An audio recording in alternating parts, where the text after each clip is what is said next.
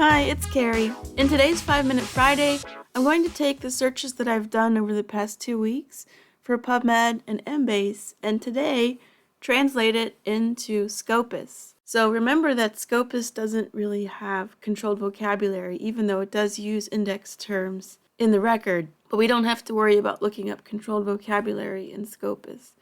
So let's go back to the document I had started, and 2 weeks ago we did PubMed, and then last week we did Embase, and now we're going to do Scopus. And I think I'll just take the PubMed search. Actually, theoretically, this is part of a bigger search, right? So let me put it in parentheses anyway. And I'll take the search and we'll put it here for Scopus.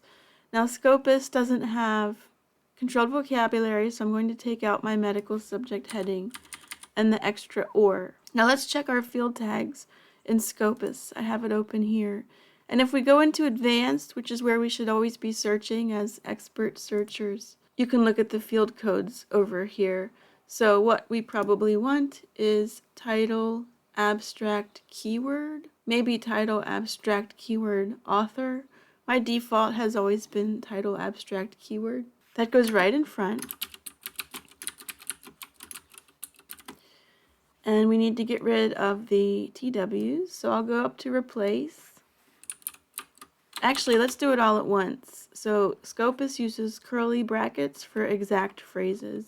So I'm going to say anywhere we have a TW or quote, quote TW or quote, we want curly bracket or other curly bracket. And then we'll replace all. Now we have to clean up the beginning and the end. If you had a really big search, you could find and replace these too, but since this isn't so large, we'll do it here. Now if you had any truncation at all, you need to put that in quotes. It doesn't like curly brackets and truncation, so just to show you. And it won't actually tell you if it's wrong there. I see an extra space here. Let me just take that out. Give it a good look over and make sure it looks good. And now we'll take this search and we'll go back to Scopus and enter our query. Looks good, and I'll click search. This is a new search results page. I haven't seen it before like this. These are our search results from our search, and it looks like we can edit here if we click on edit. So if we did anything wrong, wanted to change something, we can go back and change it. So we don't need this, it's already there, it's redundant. And I'll click search. And yep, that's where we can find our results. Now in Scopus, our search history is saved under search. And it's here in our basic search, but I prefer to use it from advanced search. If we go to advanced search, we have the options to combine them by typing here. So number 1 and number 2 you would type, or number 3. So ideally you'd have additional concepts for this search.